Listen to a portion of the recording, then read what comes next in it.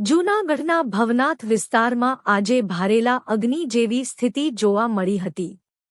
છેલ્લા એક વર્ષથી રાઇડ્સ બંધ હોવા છતાં આજે જ્યારે નાના વેપારીઓએ ફરીથી રોજગારી શરૂ કરવાનો પ્રયાસ કર્યો ત્યારે પોલીસે કડક કાર્યવાહી કરી હતી।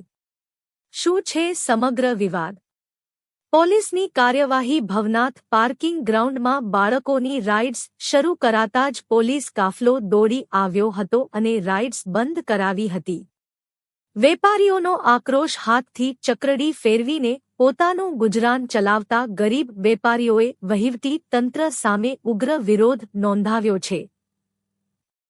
મામલો પોલીસ સ્ટેશને પોલીસના કડક વલણને કારણે નાના વેપારીઓમાં ભારે રોષ જોવા મળ્યો અને મામલો પોલીસ સ્ટેશન સુધી પહોંચ્યો હતો। મુખ્ય માંગણી વેપારીઓની માંગ છે કે તેમને ભવનાથના જિલ્લા પંચાયત ગ્રાઉન્ડમાં રાઇડ રાખવા દેવામાં આવે, જે છેલ્લા એક વર્ષથી બંધ છે।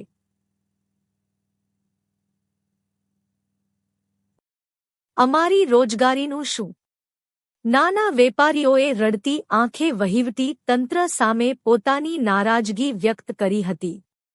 એક તરફ પ્રવાસન વધી રહ્યું છે, ત્યારે બીજી તરફ સ્થાનિક નાના રોજગારી મેળવનારાઓ પર તંત્રની તરાપ સામે અનેક સવાલો ઉઠી રહ્યા છે।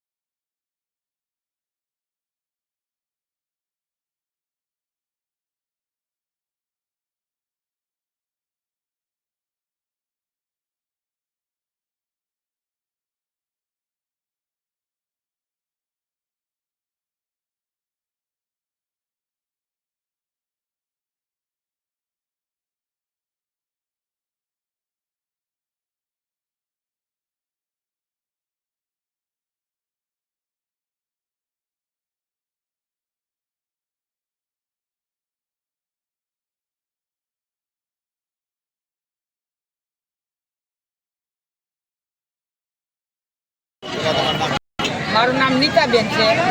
અમારે 12 મહિનેથી ધંધો બંધ છે ભવનાથમાં। આજે અમે પોલીસ ચોકે ગયા હતા તો પોલીસ ચોકે અમને રજૂઆત કરી કે તમને જગ્યા આ પોલીસ સરકારની જગ્યા છે તો આ જગ્યા ખાલી કરી દો, તમે ધંધો નહીં કરી શકો તમે અહીંયા પૂરું કર્યું। શું કર્યું? રસ્તા રોક્યા, અમે બંધ કર્યા રસ્તા। તો કે પોલીસ ચોકે હાલો, નગર કે તમને આમ કરશું તેમ કરશું। અને અમે ત્યાં લગી કીધું કે તમે માર કોઈ જોયો છે કે નથી જોયો, તમે શું ગુનો કર્યો છો તમને માર પડે? હા ભાઈ, અમે શું ગુનો કર્યો છો તમને માર પડે? કાંઈ ચોરી કરી છે કે કોઈના કાંઈ આપણે માર્યા છે તો અમને માર પડે તો અમે ધંધો કરવા માટે એની માટે રજૂઆત કરવા ગયા હતા. શેનો ધંધો તમે અહીંયા? અમારા આ સકડીનો ધંધો છે, નાની મોટી રાટ છે અમારે, કઈ મોટી તો આઈટમ છે નહીં. 10 અને એક વર્ષથી અમારો ધંધો બંધ છે. તો કલેક્ટર પાસે જાવી તો એમ કે નગરપાલિકાએ જાવ, ચોકે જાવી તો એમ કે સાહેબ પાસે જાવ, તો અમારે જાવું કોની પાસે? અને આ 1 વર્ષથી ધંધો બંધ છે અમારો. આજે ધંધા રોજગાર શરૂ થયા છે, કોણ આવ્યું હતું તમને ના પાડવાનું? આ મેડમ આવ્યા હતા, મોટા સાહેબો નહીં આવ્યા હતા બધા. ઈ કે બંધ કરી દો, તમારે ધંધો નથી કરવાનો થતો. તો અમે ક્યાં જાય? અને બધી જગ્યાએ ચાલુ છે ને અમારી ત્યાં ભવનાથમાં રાટુ બંધ કરાવે છે. અમારો ગુનો તો કાંઈ વર્તાવો છે કે આ તમારો ગુનો છે. તમારી હવે શું માંગણી શું છે? અમારે ધંધો ચાલુ કરવાનો છે. અમારી સકડીનો બોલ ગેમનો નાની મોટી રાઈટનો બધો ધંધો ચાલુ કરવાનો છે. વગરનું નાનું નાનું લાઈટ તો ભલે હોય જ ને. આ શું નામ? મારું નામ ભરડવા નિલેશભાઈ છે. અમે ચકડોળનો ધંધો 15 વર્ષથી આ કરીએ છીએ. અમને નાનું ધંધો ચાલુ કરવા દે એવી સરકાર પાસે માંગ છે. અમારે કોઈ લાઇટું વાળું નથી કરવું, લાઇટું વગરનું કે જે બેટરી ઉપરથી ના લેવું અમારે રજૂઆત છે કે અમને એવો ધંધો કરવા દો. અમારા આના માથે રોજી રોટી હાલે છે. અમારા આના ઉપર ઘર નભે છે, નાના છોકરા છે. ક્યાં વ્યવસાય કરો છો? કઈ બાજુ તમે ભવનાથ વિસ્તારમાં. અને આજે શું થયું હતું? આજે કરવામાં આવ્યો તો અમને ના પાડવા આવ્યા હતા પોલીસ ખાતું કે ભાઈ ધંધો કરતા નહીં, બાકી તમને કે લઈ જાઓ પોલીસ ચોકીએ અને તમારું બંધ કરાવી દેવું ને ભરાવી દેવું નગરપાલિકામાં, એવું અમને કીધું હતું. પછી અમે રોડ રસ્તા ઉપર બેઠા હતા, પછી અમને સમજાવીને કીધું કે હવે તમે આમ કરો. હવે શું ધંધા રોજગાર ચાલુ કર્યા કે શું છે? અત્યારે ના બંધ છે. હવે અમારી માંગ એવી છે કે નાનું ચાલુ કરવા દો, અમને મોટું ચાલુ કરવા દો, નહીં તો કાંઈ નહીં. આ રોડ ઉપર ખાણીપીણીનું આવડું બધાનું ચાલુ છે, ત્યાં કોઈને નડતું નથી. પ્લસ બીજા નંબરમાં અડધો રસ્તો રોડ રોકીને બેઠા છે ખાણીપીણી વાળા, ત્યાં કેવડો ટ્રાફિક થાય ત્યાં તમે એકવાર જોઈ લો. અમારું તો પાર્કિંગના અંદર સાઈડમાં છે તો અમને ના પાડે. મારું નામ સંગીતાબેન, મારા ઘરનાનું નામ હરેશભાઈ. હું વાત હું સાચી આખી વાત એ છે કે 1-2 વર્ષથી અમારો ધંધો બધું બંધ કરાયું છે. નાના છોકરા હેરાન થાય છે. અમને એમ કહે છે કાંઈ પાર્કિંગની જગ્યા છે, એ એટલું વિચારે છે વીઆઈપી માણસોનું કે એના અહીંયા પાર્કિંગની જગ્યા છે તો અમારો ગરીબનું વિચારે છે. અમે શું કરવી? અમે ક્યાં જઈ મહેનત મજૂરી કરવા? જુનાગઢમાં કંઈ મજૂરી મળે છે? 7-8 મહિના પેટમાં છોકરા છે, એ બાયું અહીંયા બોલ ગેમું ફેરવા આવે. શું માંગણી છે ખરેખર? હું વાત માંગણી એ છે કે અમે કોઈ લાઇટો વાળા મોટા સાધન નથી ફેરવતા. અમે નાના છોકરા 2 સાધન ફેરવી છીએ. અમને ખાલી શનિ અને રવિવાર અમે 2 દી ફેરવી છીએ 2-2 કલાક. એમાંય અમને ના પાડવા આવે છે. અમારી માંગી છે. આજે કોણ ના પાડ્યું ને કઈ વાત હતી? મેડમ આવ્યા હતા, કોણ હતું? કોણ મેડમ હતા? ક્યાંના હતા? મેડમ અહીંયા ભવનાથના હતા, પોલીસ ચોકીના. એ અમને આવ્યા હતા કેવા અહીંયા રસ્તામાં બેઠા તો મારવાની ધમકી દીધી. મેડમ કહેતા હતા કે માર મળશે નકર ઊભા થઈ જાવ, રસ્તા રોકોમાં.